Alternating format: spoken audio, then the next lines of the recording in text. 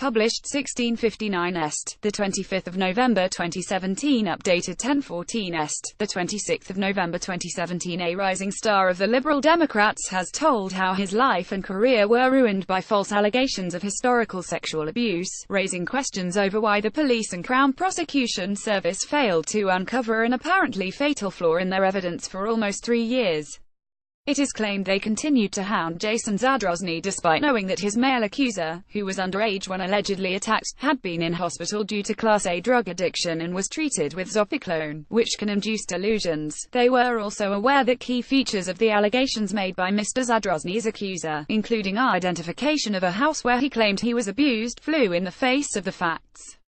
Nottinghamshire police discovered at an early stage that the only other material witness in the case, who claimed she had seen Mr. Zadrozny kissing the alleged victim, had previously been convicted of perverting the course of justice for lying to protect her partner in a murder case. Jason Zadrozny, once a rising star in the Liberal Democrats, has told how his life and career were ruined by false allegations of historical sexual abuse, but it was only on October 30, when the trial was to begin, and 950 days after Mr. Zadrozny's arrest, that the CPS announced it was dropping all 24 charges of sexual assault and unlawful sexual activity with a child. The prosecution told Nottingham Crown Court that it would be offering no evidence because there was no realistic prospect of conviction.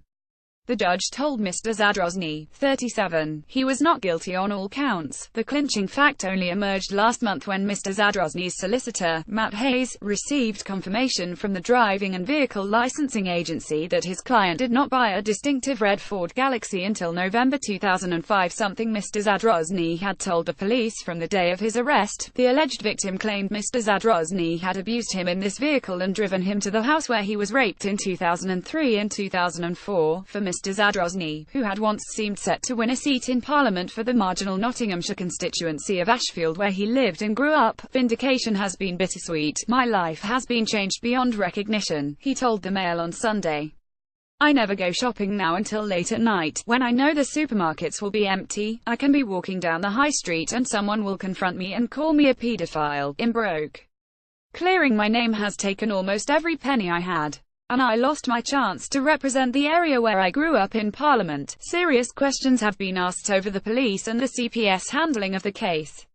This is the house where the alleged rapes took place, but it had no connection with Mr. Zadrozny. Almost a month after his acquittal, the agony continues. The elation of being found innocent has gone, said Mr. Zadrozny. When the furore was still raging, at least I had a focus. Now I'm left trying to pick up the threads of my life, but it's sinking in what I've lost.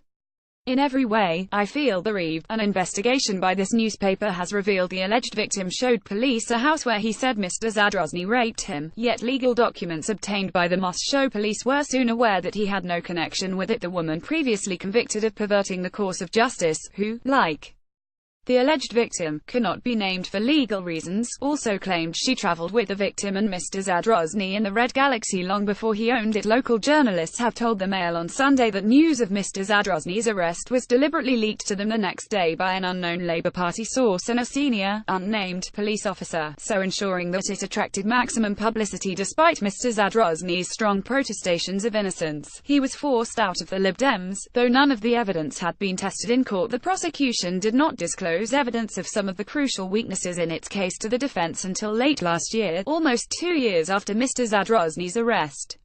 Even then, the charges hung over him for a further 10 months.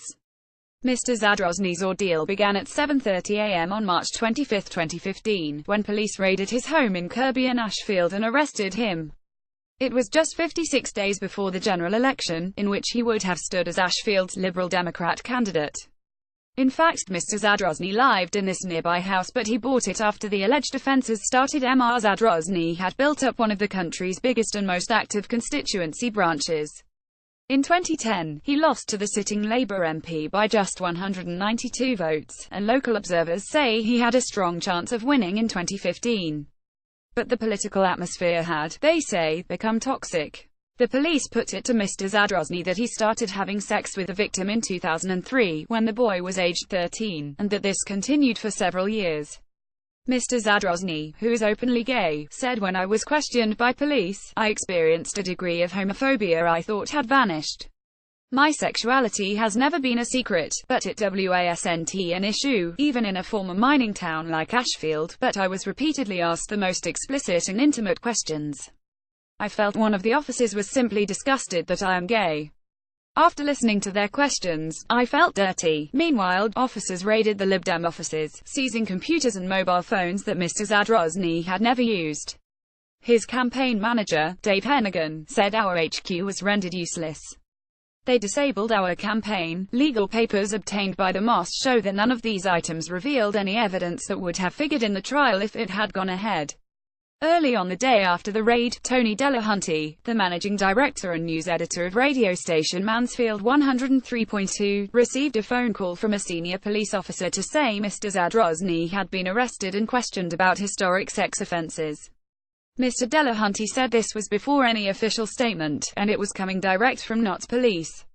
It looks now like an attempt to manipulate the media. I had never been given a tip-off like this before, and it never happened again. Meanwhile, John Hesk, then the BBC East Midlands political editor, was given details of the arrest and the raid on the Lib Dem HQ by what he describes as a Labour the source. He sent an email informing colleagues, seen by this newspaper, at 10:28 a.m. on March 26. The police did not issue any official comment until 12:22 p.m. For Mr. Zadrozny, the consequences were disastrous. It meant I couldn't catch my breath or warn my family. The press were lined up outside my door and the non-stop bombardment lasted days. I believe the intention was to cause me maximum damage, not only politically but emotionally, to break me. Everyone assumed the worst must be true, and in our society allegations of this kind are the worst you can throw at anyone. The victim alleged Mr. Zadrozny raped him in 2003 and 2004 in a red Ford Galaxy, similar to the one pictured. But Mr. Zadrozny only bought it in late 2005, a fact he told police. Hay was not charged for more than a year, but his parliamentary career was over. The Lib Dem National HQ asked me to step aside. I was protesting my innocence, but they wouldn't even talk to me. Worse was to come. Mr. Zadrozny said his father, Richard, 62, had found his ordeal almost unbearable. On July 14, concerned that he had not heard from his father, he went to his house and unlocked the door. Richard was lying on the floor, dead from a heart attack, having previously been in good health. Describing the moment, Mr. Zadrozny is visibly overcome. The worst thing is my dad did not live to see me clear my name. Mr. Zadrozny insists that although he may have met the alleged victim once, he certainly never had a sexual relationship with him. Bizarrely, however, the victim did later have a relationship with one of Mr. Zadrozny's former associates, which may be how he acquired information about Mr. Zadrozny's life, such as the fact that he once owned a Galaxy. It took months and 3 pre-trial hearings before, late last year, the prosecution disclosed some of the weaknesses in its case to the defense. These included the alleged victim's record of drug abuse, the female witness conviction for perverting the course of justice, and the fact that the victim had been driven around the area by police and had showed them a big house where he claimed Mr. Zadrozny assaulted him. But the house he identified, in Sutton and Ashfield, had no connection with Mr. Zadrozny. He did once live in a nearby property that looked totally different. But he did not buy this until June 2006, when the victim was nearly 16. In January this year, when the trial had been due to start, the judge said he hoped the police and CPS would be conducting high-level inquiries as to why it had taken them so long to disclose these problems. In October, just 5 days before the CPS dropped all charges, defense barrister Justin Wigoda filed a document saying the disclosure delays amounted to a bad faith abuse of process. Mr. Zadrozny said, "All along I've wondered how I could have been charged, let alone found guilty." A CPS spokesman said this allegation was groundless. He blamed the delays on Mr. Zadrozny, saying he was late filing his statement of defense.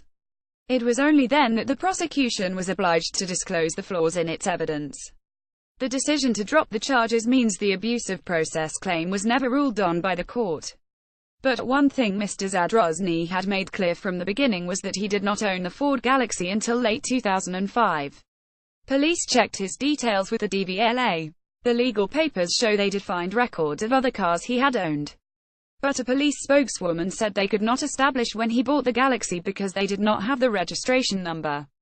Defense solicitor Mr. Hayes made his own check, which proved his client had been telling the truth. Mr. Zadrozny said, "All along I've wondered how I could have been charged, let alone found guilty. I'm loath to believe the police can really be so incompetent, and that it took nearly 3 years. The agenda seems to have been to prolong the pain as long as possible." A police spokeswoman said they did not publish Mr. Zadrozny's name until he was charged. She said Lib Dem HQ computers were seized because it was necessary to examine all possible evidence, and in this case that included information which may have been held on electronic devices. She added, "We have a duty to investigate all reports of sexual offences, no matter how long ago they occurred or who they are against. Victims should feel they will be listened to by the police, who will then investigate thoroughly." A CPS spokesman added, "We stopped this case at the first opportunity, following a review of evidence the defendant had previously withheld from the investigation."